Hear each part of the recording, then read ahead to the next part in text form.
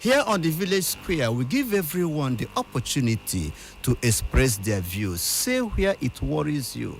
Say what could be done for things to get better for us in the country. Make your contributions. Let us know where it worries you. We provide a platform for everyone. And it will be an injustice or a disservice to the youth, to our students, and to the nation if I do not give students the opportunity to come and express themselves and say where it worries them. Power belongs to the people, and the youth are part of the people we are talking about, who themselves are the integral part of the society. The youth of Nigeria and students contribute to a greater proportion of our population. And that is what we are going to look at today. If there is a set of people that have been such changed by the successive governments in Nigeria, it is the students. Students have suffered untold hardship in the hands of the government, both in the state and at the federal level, in several ways. First, we're aware that since 1999 till now, the university lecturers have gone on strike for 64 times. Yes, 64 good times. My son, who is a victim of this strike, just gave me some statistics today. He tells me that from 1999 to 2015, when the PDP was in power, that university lecturers went on strike for 36 times. And from 2015 till now, almost 8 years of APC administration, lecturers have gone on strike for 18 times. Do you see what I say? Mathematically, it is equal. For 8 years, 36 times. For 16 years, 36 times. For 8 years, 16 times. So they are competing on who is going to marginalize children and students the most. Here in Abia State, the story is no different. Lecturers of some institutions of learning in Ibeh State are old, upward of 36 months, 39 months, 10 months. Teachers in the primary and secondary schools who I interviewed, one of them told me that she doesn't even remember when she was paid last. And who are the people suffering this? Students are the ones suffering it.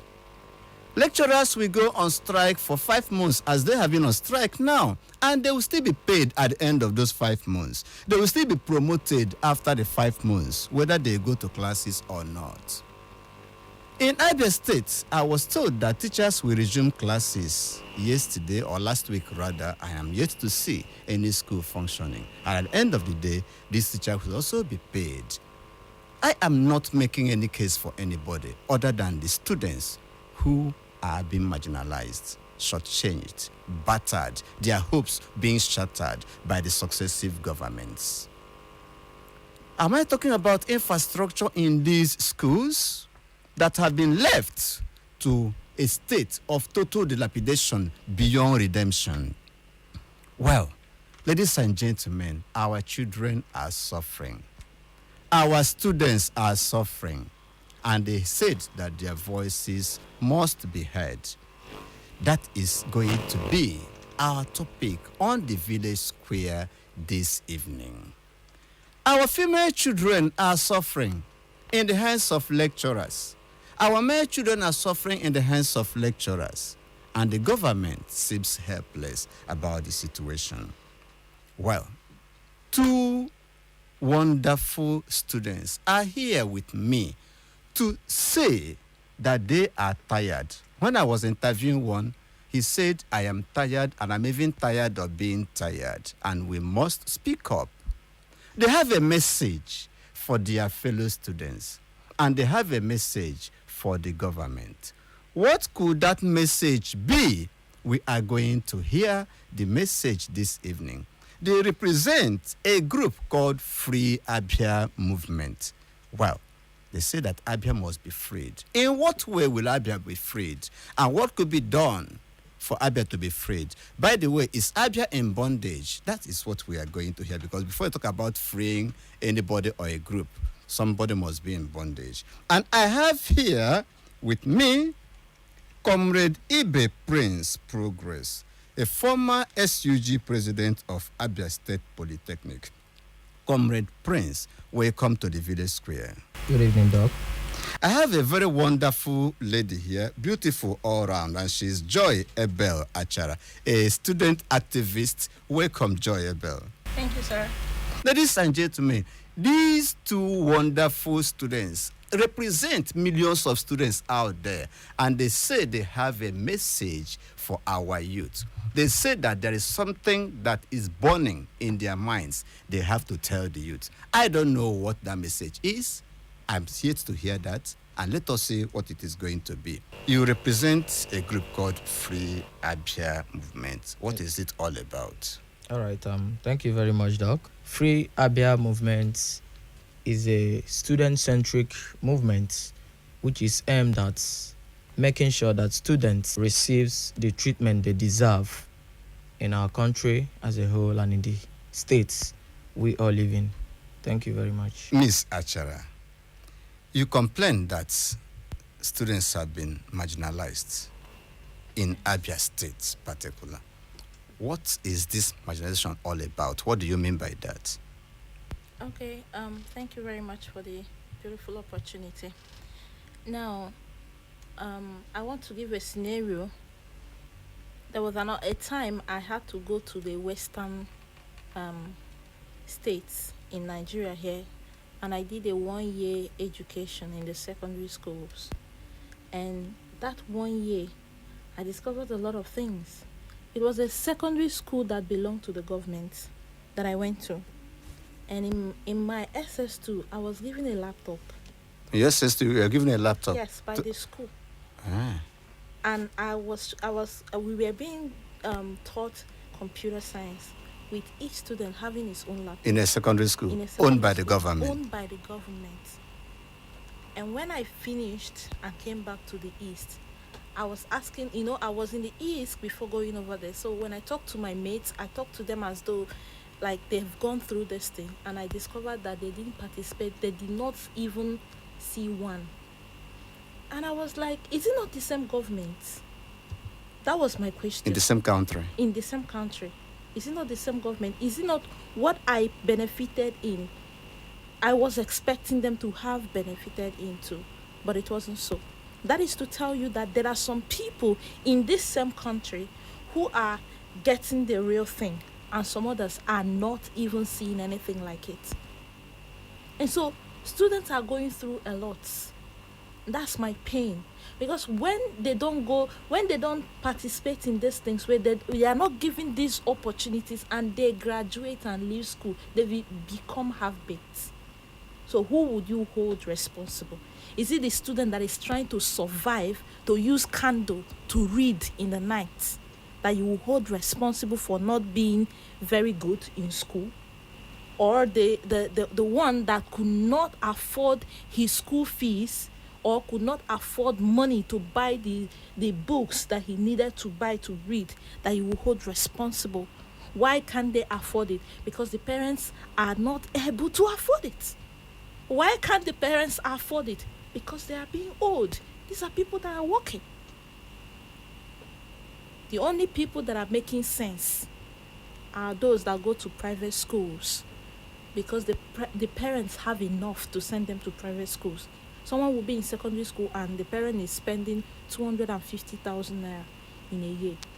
Yet someone will be in a tertiary institution, in a government tertiary institution, and can't afford 53,150. Please, sir, does it make sense? Why is it so? It is marginalization. You've already created a barrier. They've cut the class into the students different themselves segments. Have been put in different segments. Prince, you are the immediate past SUG president of Abia State Polytechnic. What are those challenges you saw that are affecting the students very adversely? Just be as frank as you can be. All right, sir. Actually, I think I have a level of experience in this very question. I was the SUG president, and the students do come to me to complain of most things most of their challenges, such as boards, basic amenities, infrastructure, like in Abia State Polytechnic, as I speak to you. Abia State Polytechnic is one of the best institutions in Nigeria, yes, but when you talk about the structures in the institution, they don't have any. Their roads are as bad as anything. Like whenever it rains, the students it is you need to see how student jumps like frogs. Then also in our various buildings, there are no amenities there. There are some certain conditions a student needs to learn in, and what you are being taught, you will understand it. But when you learn in a harsh environment, I doubt if you can grab what you are being taught, if not by the grace of God. Like, our classrooms are messed up. That is the truth. Ms. Joy Abel, non-payment of salaries of lecturers is a major factor. How does it affect students, and who is to blame? It affects students in all areas. There is no one single student. Can you give us a graphic picture of the problems? Take for instance, these lecturers are parents that also have children to train in school, and they are not being paid. How do they pay the school fees of these children? How do they meet their daily what they are supposed to do in school? How do they pay them? All right, let me also come in there. Actually, sir, this directly affects the students. There is an adage that says, when two elephants fight, the grass suffers it. So you might be looking at it that the lecturers are being owed. How does it concern the student? Yes, it affects us, because a lecturer who is hungry cannot come and teach you what you will understand. That is number one. Then number two, most of them, because of the anger, agony in their hearts, like they are very angry, they've not been paid for 3 years and thereabouts, and you are forcing them to come to class, telling them not to go on strike and all that. When they get to classrooms, they tend to be very harsh on students. And sometimes, though to an extent, most of them do engage in corrupt practices, such as bribery and money for grade and all that, all these kind of stuff. All these things was being created because there was no salary. If they were being paid as and when due, I don't think any lecturer in Abia State Polytechnic or any other tertiary institution in Abia State, because if I'm centralizing on Abia Poly, it looks as if... We're talking generally. Yeah, generally, because all the educational sector in Abia State, as I speak to you, all the higher institutions owned by this state are being owed. And none is less than 8 months. They are from 10 months and above. So you see, all the lecturers who are being owed, it's some of them don't have that mindset of going to take money from students. But when you are very hungry and you have no other way or any other means of getting the money, you have to. So students pay for marks? That's it. Some of them. Lecturers demand money for such things. Yes. But the female students, how safe are they in this situation? Let me ask Abel. How safe are the female students in this manner when this issue arises? There's a saying I heard once. Somebody said, you use what you have to get what you want. And imagine a student who is not well prepared for exam, sits for the exam and knows that she is not well prepared. First of all, the student will go looking for the lecturer. Okay. Don't underrate the fact that it's always the lecturer that goes after the students. I have seen a situation where the students try to seduce the lecturer to get mad, just that the young man is a disciplined person on his own. And so we had to handle that matter. And on the other hand, the lecturers who, most times, situations I've seen, most times it is collecting money. Okay, that's the major thing lecturers do. But in rare cases, you see Either the students seduces the lecturer or the lecturer demands the order. So the major, okay.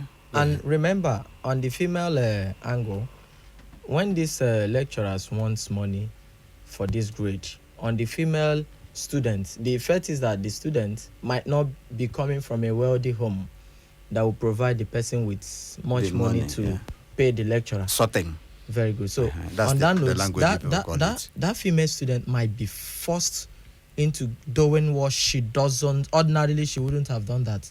She will be forced to going into maybe sex work, hookup, harlotry, and all such manner of immoralities to survive. Yes, The to survive. government says it has done its best, that it is not its fault that these lecturers are owed, that these schools are supposed to generate funds to run their affairs.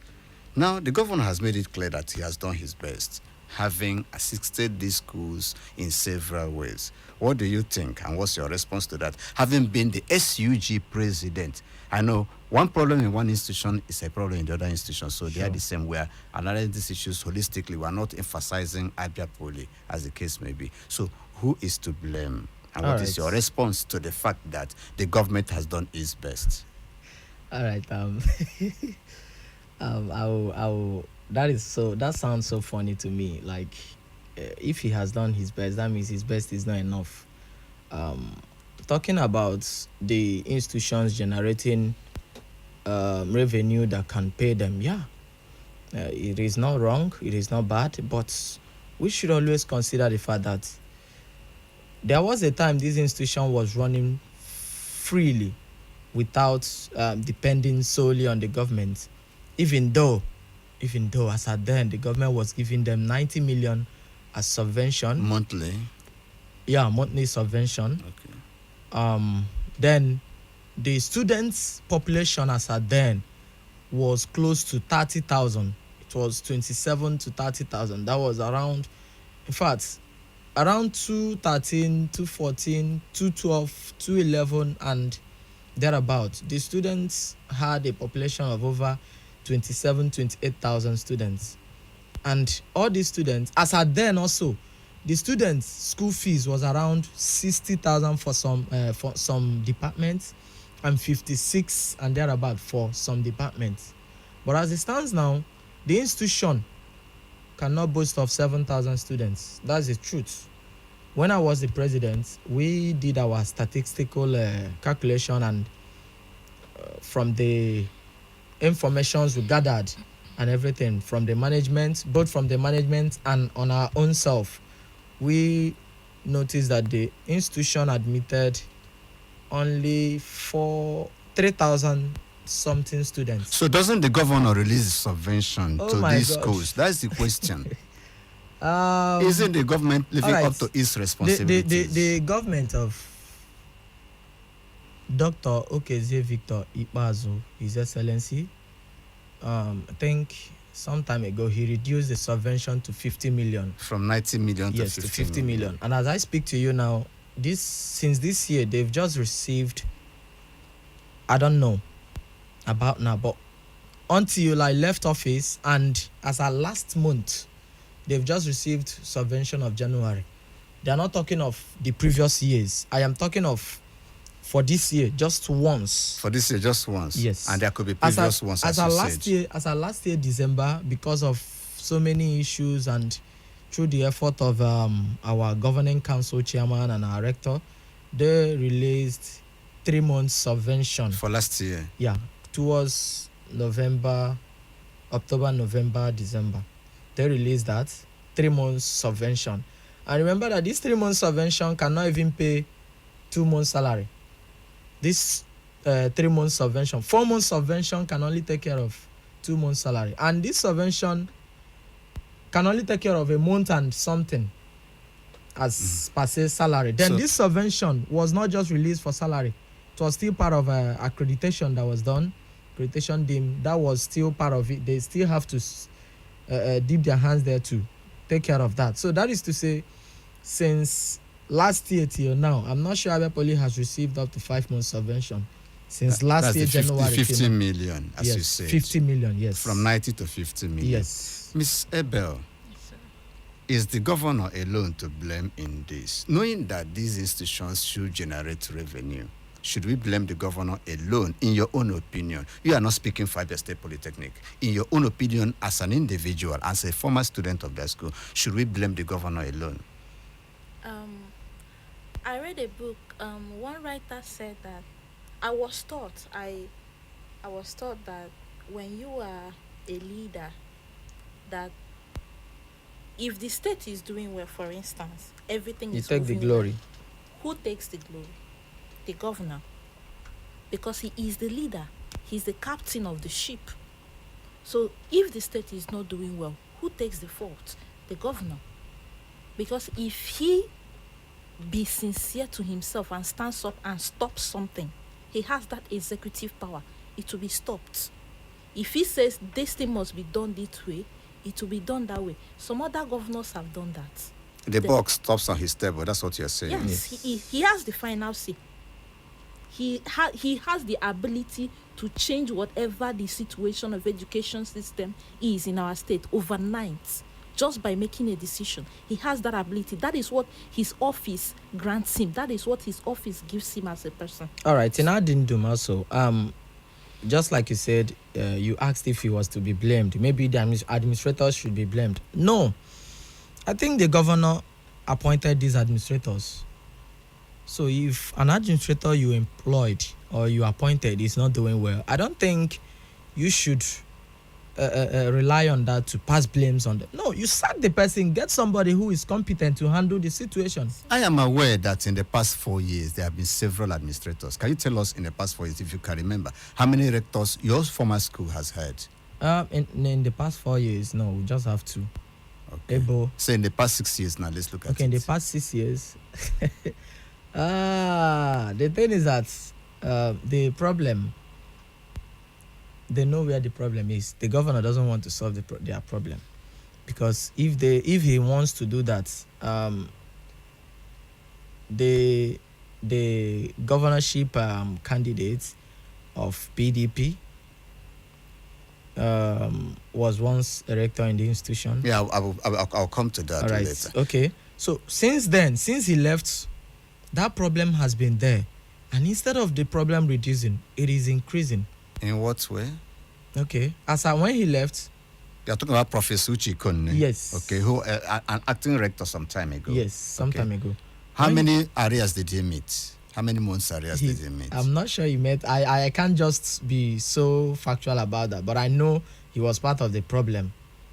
Yeah, he was part of the problem. You're going to substantiate that when the time comes. Is that right? So I think we've had so many rectors. Like we have Onyenkwere, we had Ebo, we had Ebo and Osonwa Okore currently within this. Okay, just three. Yeah, three. Now let me ask you. You were the SUG president.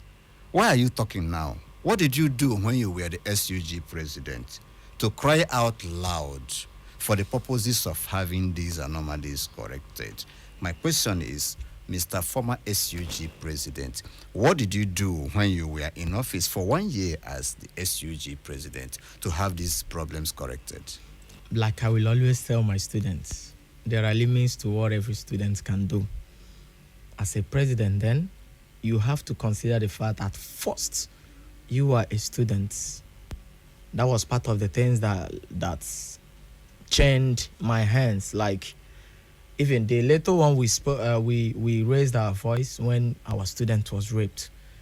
I can tell you, we were nearly rusticated. Like for talking out, for speaking out, condemning the rape of your fellow student. Actually, you were threatened with rustication. What happened then was that outside the rape issue, there were other issues piled up. Okay. The engineering students was saying, give us accreditation. For over 8 years, for over 12 years, we've been in so many of our colleagues that has graduated cannot even get a job for themselves simply because they don't have a certificate that is authenticated. The department was not accredited. Yes, it wasn't accredited. So they were agitating for the accreditation. That is one. Then the lecturers were saying, pay us our school fees, our salaries. Then some of the students who were really being pained by these actions of the government were saying, pay our lecturers. Now, when we brought about the protests about the rape, now it was then the student now capitalized on it to bring out all their grievances, because accumulated. Yes, you can't flog a child and tell the child to shut up his mouth without crying. No, that you are getting it wrong there. So when we were aggrieved, we had to come out on the main road, and the students who were aggrieved also for their own reasons came out, joined. Those of them that came out for accreditation also joined. Now the issue became so complex that nobody was able to figure out the particular thing that led to the protest. So, but I know I was part of those that said, give these students accreditation, because I kept on saying it. If we go for management meeting, I will tell them, if we don't do this, it will lead to something someday, and nobody should blame me. So you actually spoke. I was saying you were also afraid, even though I wasn't saying it openly, because there is a way they think. Maybe when you come to online to say things the way there are people, they will say you are demarketing your school. But no, I don't think saying pay my lecturers is demarketing my institution. I don't think saying give this department accreditation is demarketing my institution. So what I take home is that while you were talking, you were still afraid. Very you good. were being very cautious. I was being threatened. Let me just be very raw here. Yes. By who? Powers that be. Miss Abel. Yes. One of the top candidates, top contenders to the throne of the government house of Abia State, was an acting rector in your school. From there, he became the university vice chancellor. That is our State University. He is an education administrator. He already knows the problem. Don't you think that he's capable of solving that problem? May I ask also, for this person, our dear prof, who has been in these positions, who has been in the position to make certain changes, I would like to know the portfolio. What have you done? Those situations that you find yourself in, those offices you were in, how are they today? What did you do? Because every leader, I believe, is supposed to be a leader is supposed to be called a good leader based on history, what he has achieved. I'm not trying to be political here. I'm just being sincere. I'm not a political person. Sincerity and truth. My father said, be truthful at all times. What have you done? How do you know that you will handle Abia State if you were not able to handle Abia Poly? I am not saying you did not handle, but my question is, what did you do to bring Abia, the places you've handled, to bring them out of mess? Because if you can't handle, even the Bible said it, if you can't handle the little one that is given to you, how will the kingdom be released to you? I walk by fact, by evidence, what you've done. Bring out what you've done to the table and convince me. I'm a scientist. Convince me based on what you've done that you can do more. That's my own. Let me still come in there. That is quite laughable. Like, Prof was our rector and acting rector actually, and I think in his own tenure, the problem skyrocketed to a certain level. Now he was appointed in APSU as the VC, Vice Chancellor. Yeah. And I don't think, from the publication I read some days ago, the person that he took over from said he wasn't owing any lecturer. And as I speak to you today, APSU's salary arrears has rised to, I think, 10 months now, or 5. We're to 10. I don't know. I've not verified it. Okay, I am not very sure of that, but I know if not 5, it should be up to 10. And Obulu just came in of recent, immediately after He succeeded. The man we're talking yes. about. So if he was able to create that problem for ABSU, create for Abia Poly, coming to handle our affairs, I think the students should be afraid, because let me still tell you, this same prof was also the one that told students to pay COVID-19 fee of 30,000, and it seems when he wins, he will even tell us to pay breathing fee. Well, let's leave that. I am possible. told by the information I've read, Abia University lecturers are owed 5 months. I've not verified, so I don't know. I'll ask you, Prince. This is a political period. A lot of issues will arise. A lot of things will happen to undermine this person and undo the other person. My sincere question, nobody will hear the answer you are going to give me because the transmitter is turned off now. So you are talking to me now. Who is sponsoring you and who is bankrolling this project of yours? Be sincere about it. All right.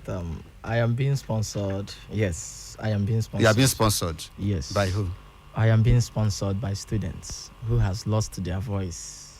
I am being sponsored by lecturers who has no other way of saying pay us our salaries, who are being owed and yet being forced to work. I am being sponsored by those students who doesn't get what they deserve. I am being sponsored by those students whose tears has reached heaven. I am being sponsored. Yes, no doubt, I am being sponsored, but I am being sponsored by the youths, being sponsored by those students who has no voice, whose parents has been owed, whose parents are pensioners, who has been crying out, trying to know how best to be useful to themselves. But because of the situation, the bad situation of the state we are into, they've been unable to meet up with their ends. Like, I am being sponsored, no doubt, but I am being sponsored by these people whom finds it difficult to eat 2 times a day. Yeah, there are so many of them in my streets.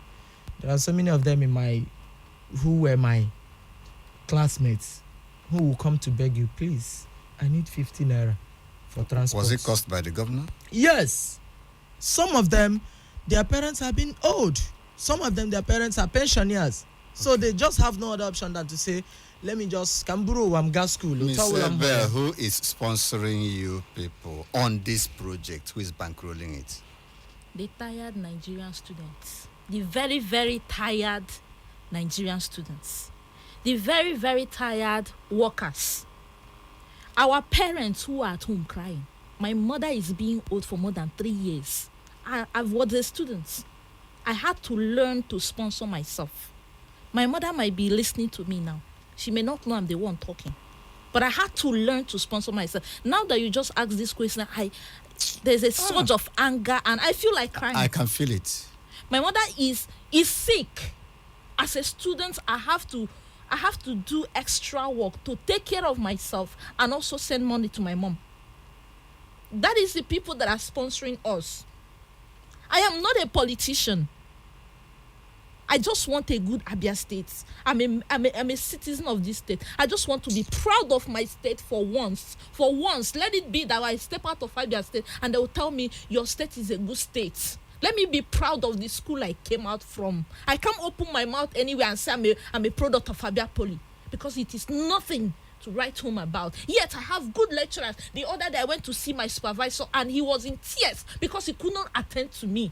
My own supervisor could not attend to me because he was not himself. If you see him, he's very lean. You're fatter than him. Okay, let me fatter than the person. I'm telling you. Let me even shock you. Let me shock you. Please shock me. One of my lecturer actually came to my inbox. Don't cry. Don't cry again. To plead for me to send 1,000 for him to feed his children. Governor Ibeh inherited some of these problems. They were there before he came in. I'm not speaking for him. I'm not qualified to speak for him on his behalf. But didn't he inherit them? I think were they all created by him single-handed? This is the extent when this whole thing gets to, I get pissed off. Like, yeah, you inherited them. You inherited them. But what did you do? If you can't solve the problem after inheriting it, that means... you're not supposed to be there. What That's am I what a saying? leader does. Like, okay, you inherited it in Abia Poly. You inherited 6 months unpaid salary, but as I speak to you now, their salary unpaid is now at 36 months. That is 3 years. From All 6 right. months to 3 years. And you told me you inherited. Okay, the 6 months you inherited. What did you do to the 6 months? The whole thing now arised to All right. this. I don't know. So that's not an excuse. Sir, Sorry. I just want to say something. I know everybody is preparing for 2023 election year. That is why I said who is sponsoring you. Now, I need our politicians to understand something, that we can't be fooled forever. My annoyance is most of these politicians are young people.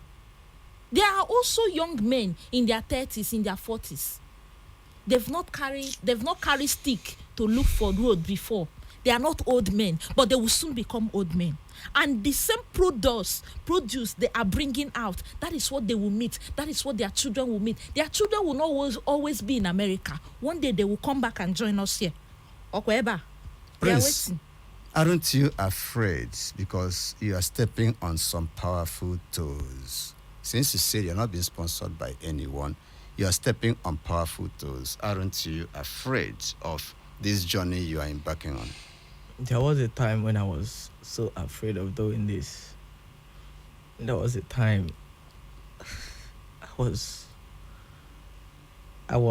very, very afraid, like who knows what will happen. But as it stands now, those things doesn't move me anymore. Like, if you speak, you will die. If you don't speak, you will die. So let me speak All right. and die. Ladies and gentlemen, I've been speaking with Prince Abel. Comrade Prince Abel is the immediate past SUG president of Abia. Sorry, Prince Ibeh, immediate past president of SUG, Abia State Polytechnic, and Miss Joy Abel Achara, also a former student of Abia State Polytechnic.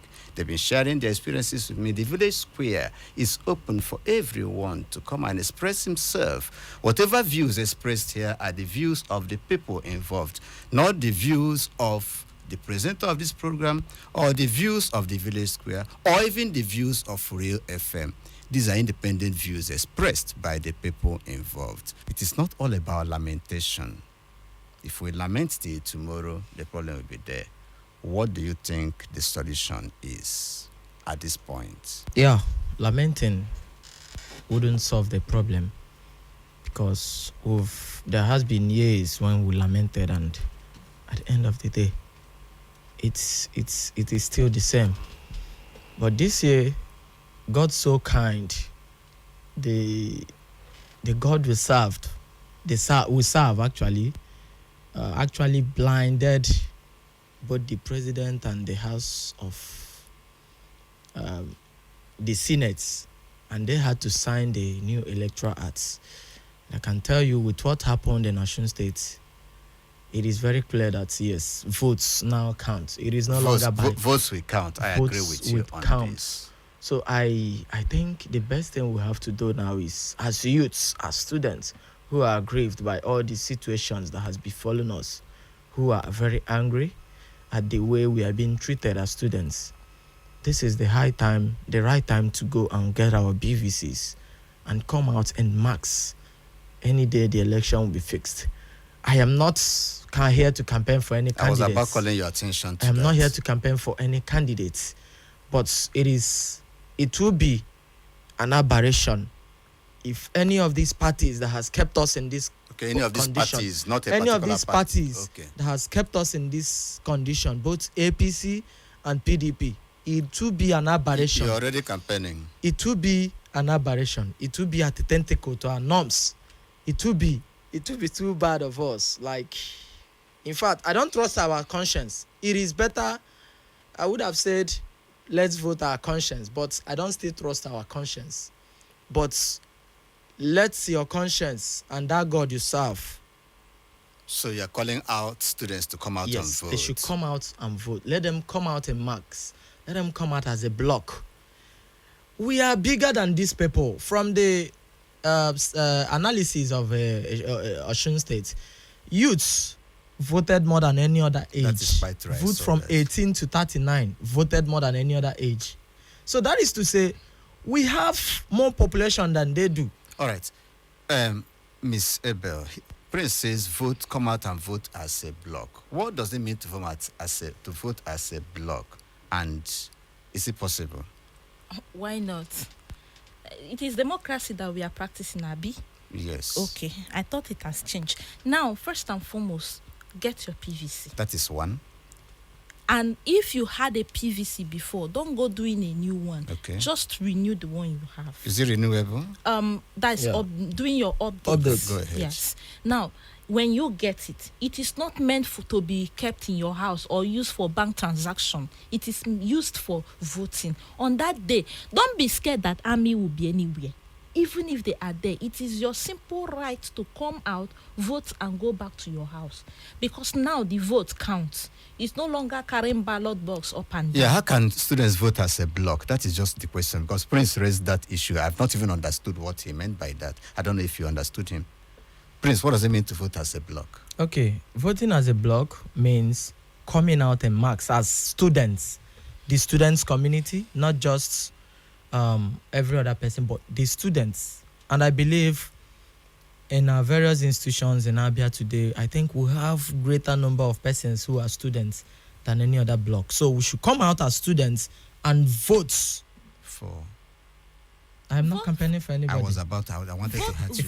Vote for competence. Simple. Vote for competence. That's just what Vote I for wanted. people who has our future. Our future at heart. That is vote all for I want. people who That's has. all I'm voting for. Let it not be that you will be given 10,000 naira and you will collect the forget money your now. 10 Well, years. there will be no time. I would have asked you to know how I can identify who is competent because there's no time now. I can just rush it. Okay, Look please at do. the goals of the person. What is the vision of this What are person? his plans? What are the things that this person has done before? History should repeat itself. History always repeats itself. Is he a businessman? If he's a business person, how is the business that the person has handled? If he's an academician, how has he been? It is not by Okpokwafa. No, vote for competence. What the person has done before. That is how you will know that this person is a go-getter. Vote for go-getters. Not for... All right, ladies and gentlemen, vote competence, vote for a go-getter. We shall be throwing our lines open for you to call in and make your contribution. Go ahead, sir. Well, I commend the two students in the studio for their decision to carry such a cross. And just like what she just said, the girl in the studio, we should vote competent. We should first look at the blueprints of the person coming to lead us.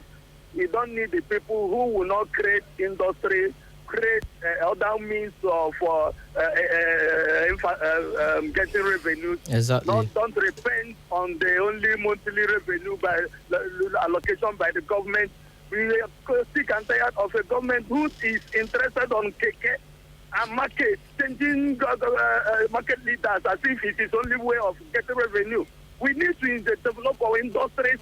Our state Abia is lacking behind. I'm ashamed of being an Abia. No, I'm please so don't. proud because I know we Please are now don't. ready to take our Abia back. I don't think. See, Abia will let us all talk.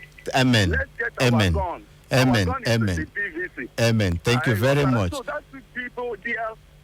I see them as the next and the color of the youth.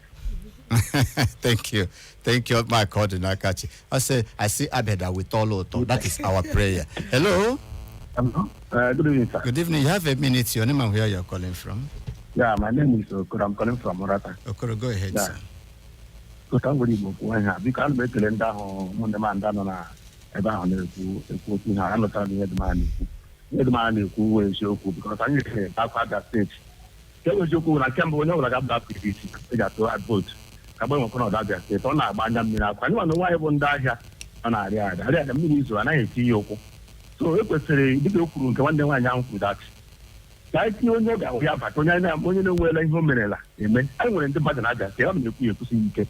We all have done the guy to a boot. Cabano, Panabia. One of them we have bigger. When I think, Liberty is not the Macalme, Liberty is Cada City, Liberty. Oh, the Calmea Cada City, bigger.